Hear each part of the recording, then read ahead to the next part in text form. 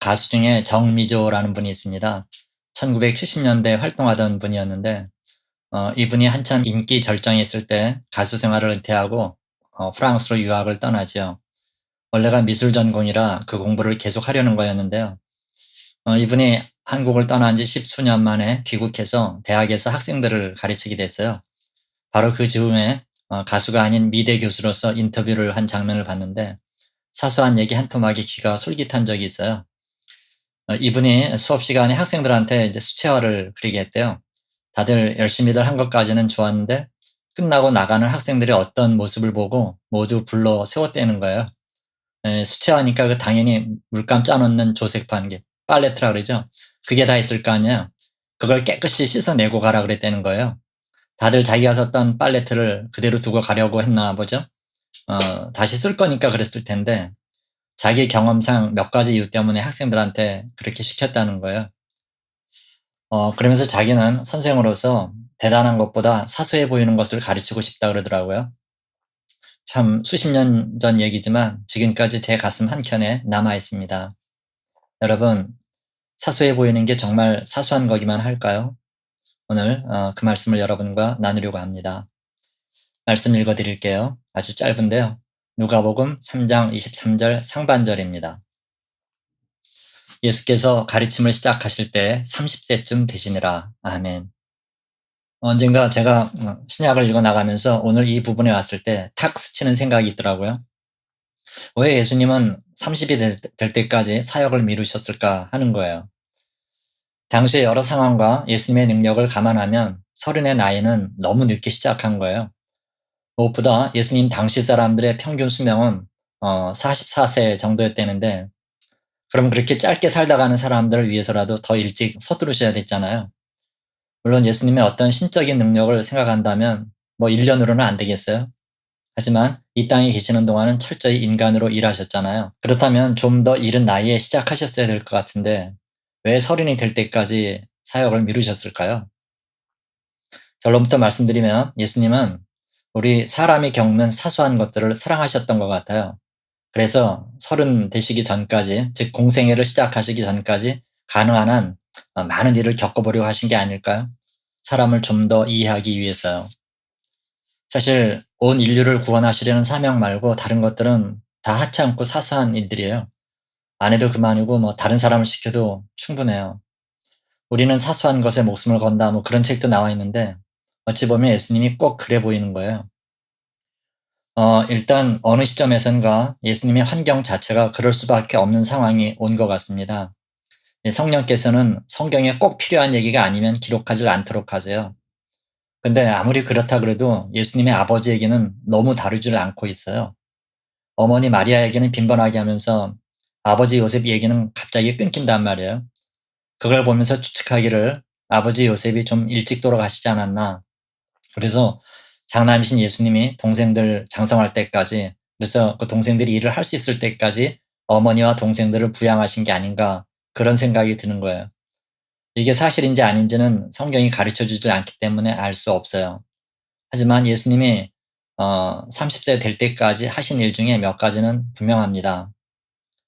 우선 예수님은 인류 구원이라는 보편적 사명을 띠시기 전에 먼저 가족을 부양하는 어떤 그 한정적 임무에 충실하셨다는 거예요. 가정이라고 하는 조그만 임무를 통해서 앞으로 당신께서 해야 될 위대한 사명에 적합하도록 하신 게 아니겠어요? 우리가 잘 아는 그 달란트 비유를 보면 2달란트 받은 사람하고 5달란트 받은 사람에게 똑같이 잘하였도다 착하고 충성된 종아 네가 적은 일에 충성하였음에 많은 것으로 내게 맡기리니 그러시잖아요. 이 말씀을 하실 때 예수님은 분명히 자기 경험을 말씀하신 걸 거예요. 가족 부양을 성실했을 때 인류 구원이라는 큰 일도 할 수 있었다 이거죠. 참 그 많은 경우에 큰 일을 한다는 사람들을 보면 가정을 내팽개치는 경우가 많더라고요. 그건 우리 예수님의 관점에선 옳지 못하다는 거예요. 어떤 경우에도 가정에 충실해야 됩니다. 예수님도 사소한 임무를 완수하셨기 때문에 가장 큰 사명이 그분에게 부과되었던 거예요. 요즘 이렇게 TV나 뭐 여러 매체를 통해서 가정에 충실하기 위해서 더 크고 위대해 보이는 일을 포기하는 그런 사람들을 자주 보는데요. 멋져 보여요. 또 하나, 예수님은 공생애를 시작하시면서 사람들한테 많은 가르침을 주시는데요. 역으로 산출해 보면 어쩌면 예수님은 30 될 때까지 자기 가르침을 직접 살아갈 수 있는 기회를 스스로 준 게 아닌가 하는 그런 생각도 들어요. 무슨 얘기냐면 우리가 이런 생각을 해볼 수 있잖아요. 만약에 예수님이 처음부터 가정도 없고 남들과의 어떤 유대관계도 없고 의무도 없는 그런 방랑하는 교사였다면 사람들이 뭐라 그랬을까요? 아니, 당신 스스로도 실행 못하면서 어떻게 우리한테 의무나 책임이나 인간관계에 대해서 말을 하십니까? 이러지 않았겠어요? 예수님은 늘 어떻게 말씀하셨죠? 내가 말한 대로 행하라 그러지 않으시고 내가 행한 대로 행하라 그러셨어요. 톨스토이는 그의 여러 작품을 보면 문학가이기 전에 위대한 사상가라는 생각이 들어요. 보면 늘 사람의 생활 태도에 대해서 말을 합니다. 그러나 실제로 그 부인이 남긴 기록을 보면요. 이 톨스토이라는 사람은 따뜻함이란 건 전혀 없었던 사람이라는 거예요. 그의 어떤 친절도 마음에서 우러나온 게 아니라 자기 가르침의 원리에서 나왔다는 거죠. 그리고 그의 자서전에는 자기가 어떻게 노동자들을 도왔는지 썼지만 그 부인한테는 32년 동안 단 한 번도 휴식을 주지 않았다는 거예요. 아이들한테 물 한 모금 준 적 없고 부인을 쉬게 하기 위해서 단 5분도 아이들하고 같이 있어준 적이 없었대요. 여러분, 사람은 이렇습니다. 그러나 예수님에 대해서는 그 누구도 그렇게 말할 수 없죠. 예수님은 바깥에서 말씀하신 것을 그 가정에서 실제 그렇게 사셨어요. 삶과 가르침이 일치하는 훈련, 그걸 30년간 살아내셨던 거예요. 인류 구원이라는 대업에 비하면 하찮아 보이지만 그걸 묵묵히 수행하셨던 거죠. 여러분, 예수님은 하나님이시지만 사람으로 오셨어요. 사람들을 도우시려고요. 그렇다면 먼저 사람들이 어떤 생활을 하고 있는지를 알아야 했던 거예요. 그 선거 때만 되면 그 후보들이 많이 하는 일이 뭐죠? 평소에 안 하던 자원봉사를 해요. 주걱도 들고 빗자루도 들고 짐도 나르죠. 그런 거 안 했으면 좋겠어요. 다 일회용이잖아요. 예수님은 그런 거칠의 삶이 아니셨어요. 30년간을 나사렛에서 목수로 사시면서 생활의 재반 문제를 직접 겪으신 거예요. 목수로서 하루 벌어 하루 먹는 사람들의 그 불안정을 직접 느끼셨겠지요.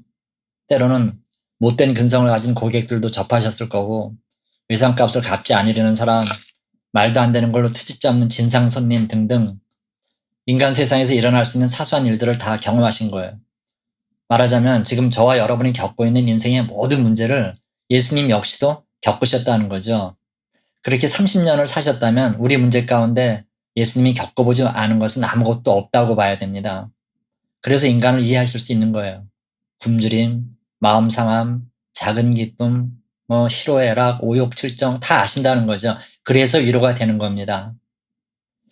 여러분, 우리가 뭔가를 이루려면 시간이 필요하죠. 그리고 사소한 것들도 겪어봐야 됩니다. 그러자면 기다리고 참는 게 필요하겠죠. 기다리는 것도 그냥 기다리는 건 무의미합니다. 뭔가 훈련하고 연습하고 연단 받으면서 푹 절거진 배추처럼 자기를 죽여야겠죠. 그래야 큰일이 닥칠 때 감당할 수 있어요. 오늘 주제가 사소한 것들에 대해서 말씀드린 건데요. 여러분께서도 여기까지 말씀드리시고 사소한 얘기가 아닌데 뭐가 사소하다는 거야? 그런 생각이 드실 거예요. 맞아요, 여러분.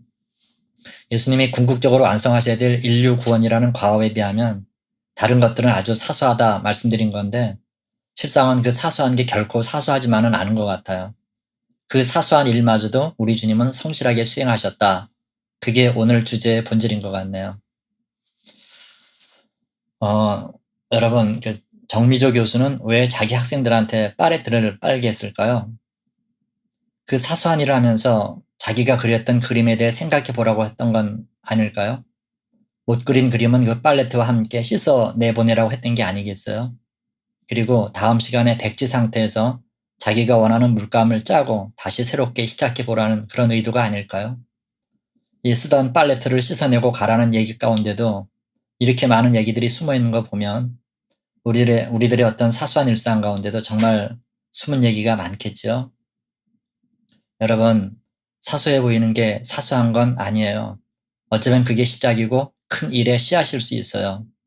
큰 일을 위해서 사소한 일을 거치신 우리 예수님을 생각하면서 우리도 사소한 것들에 다시 한번 생각해보는 기회가 되길 바랍니다. 우리나라가 코로나19 모범 방역 국가가 된 것도 마스크 잘 쓰고 손세정 잘하고 거리두기에 공을 들인 결과지 무슨 큰일이라는 게 아니잖아요. 사소한 게 전부일 수도 있습니다. 30까지 예수님이 겪으신 일들은 구속사의 관점에서 보면 사소한 일이지만 그게 결국 우리를 사랑하시는 사랑의 모판이었어요. 필요하면 사소한 일에도 열정을 내시는 저와 여러분이 되십시다. 주님이 허락하신 행복한 하루를 보내시기를 주님의 이름으로 축원합니다.